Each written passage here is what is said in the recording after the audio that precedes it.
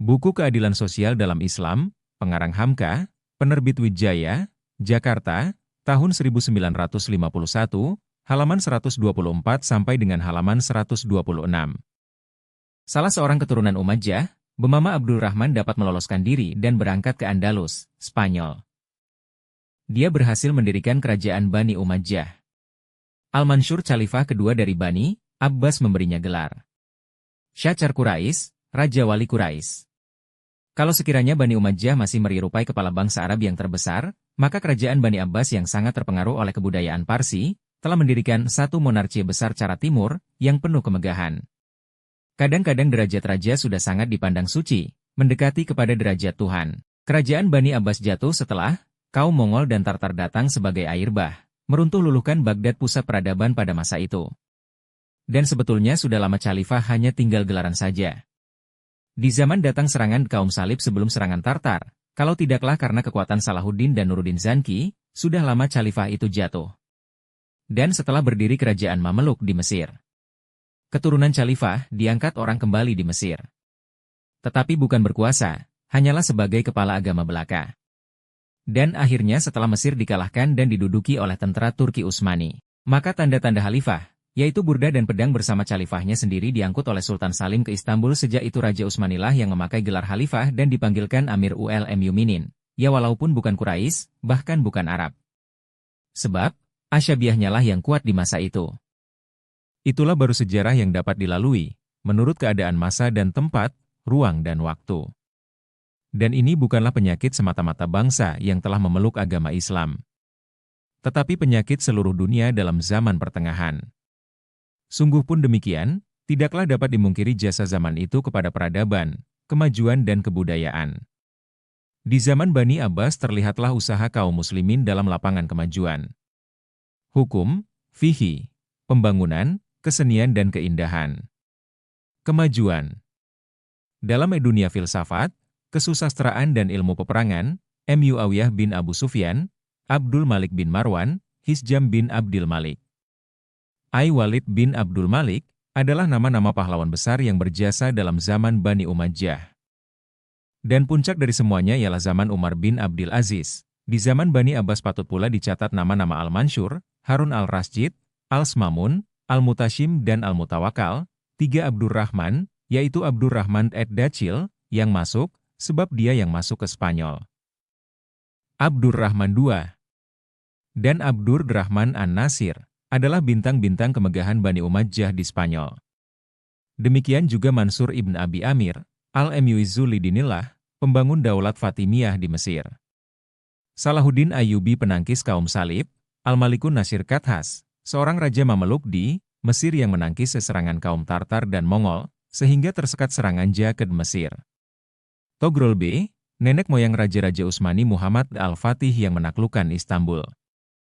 Sulaiman Al-Kanuni yang menaklukkan Balkan dan sampai ke Wenen. Mahmud Ghaznawi yang membawa pengaruh Islam ke India. Babur nenek moyang Raja-Raja Mongol di Delhi. Semuanya itu adalah pahlawan-pahlawan Islam di zaman monarki dan feodal, yang namanya harus dilukiskan dengan tinta air mas. Dan semuanya bukanlah semata-mata berbangsa Arab. Bahkan segala bangsa pemeluk Islam telah mempunyai simpanan sejarah yang harus dibanggakan. Bangsa Turki, Persia, Afghanistan, Mongol dan Kurdi. Demikian juga kemajuan dalam lapangan lain. Dalam hal hukum-hukum Islam, sebagai Malik, Syafi'i, Hanafi dan Hambali. Dalam lapangan ilmu hadis, sebagai Bukhari dan Muslim, dalam lapangan filsafat, sebagai Razi, Al-Kindi, Ghazali, Lebnu, Chaldun, Lebnu Sina, Lebnu Bajjah, Lebnu Haytham. Dalam lapangan kesusastraan, sebagai Abdul Hamid Al-Khatib, Abu Nuwas, dan beratus-ratus lagi yang lain. Kalau ada orang yang bertanya, mana bekas pengaruh Islam di dunia ini? Maka pertanyaan-pertanyaan ini hanya dapat dijawab dengan satu senyum manis saja, sebab ini adalah pertanyaan dari orang yang bodoh dalam hal yang dia tanyakan. Terutama di tanah Indonesia ini. Beratus tahun lamanya pendidik ini dan pengajaran dipegang oleh tangan penjajah, dan sengaja mereka dijauhkan perhatian murid yang dididiknya daripada soal kebudayaan Islam, buat memberikan jawaban yang tegas, Hanyalah kalau di dalam sekolah-sekolah diajarkan segala sesuatu yang berhubung dengan Islam itu. Yang kelak akan memakan tempo bertahun. Sebagai ahli-ahli penyelidik Islam di Eropa berpuluh orang banyaknya yang mengorbankan umurnya berpuluh tahun untuk menyelidiki bagaimana dalamnya pengaruh Islam dalam kemajuan dunia. Kalau sekiranya seorang orientalis bernama Nicholson selama 40 tahun pelajari satu cabang saja dari bekas kebudayaan Islam, yaitu tasawuf, dan kalau sekiranya Goldziher berpuluh tahun menstudi hukum fihi, dan kalau sekiranya Nilano, Noltke, Snoeck-Horgronje dan berpuluh lagi yang lain berpuluh tahun pula untuk satu macam fa Islam saja, maka berapa lamanya hal ini harus dipelajari? Sekarang ada terdengar bahwa susunan pemerintahan Islam telah mundur. Kita akui hal itu. Tetapi tidakkah pula orang mengakui bahwasanya perubahan teori pemerintahan itu barulah timbul sejak awal abad ke-18? Kita mengakui bahwasanya perubahan susunan pemerintahan telah lebih dahulu dari kaum muslimin. Eropa telah memulai berpikir bebas sejak zaman Renaissance, pertengahan abad ke-15. Dan tercapai puncak perubahan di zaman Revolusi Perancis. Perubahan hidup dari bertani kepada bermesin, industrie, telah merubah pula akan susunan feodal menjadi susunan cara sekarang. Dan beberapa negara Islam belum sanggup memaksakan perubahan itu, karena hidupnya masih berdasar agraria. Tetapi lama-kelamaan hidup industrie itu pun telah mulai dirasai oleh dunia Islam. Bukankah ini pintu pula bagi susunan baru?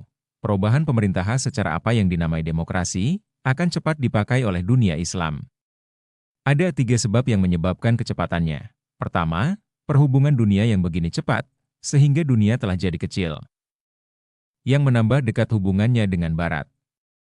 Kedua, hasil-hasil kekayaan bumi yang dari sehari ke sehari mulai didapat dalam tanah-tanah Islam, sehingga menimbulkan golongan tani dan buruh.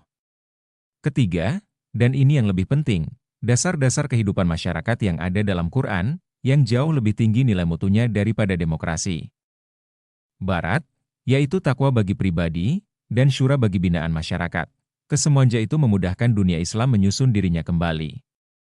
Bahkan sesudah tersusun, kelak, dasar ideologinya itu akan dapat dibingkiskannya kepada dunia, dengan berkata, cobakanlah ini bukan buat kami saja, tetapi buat alam seluruhnya, tetapi sebagaimana kebiasaan tiap-tiap ideologi, namun mencapainya mesti dengan perjuangan juga.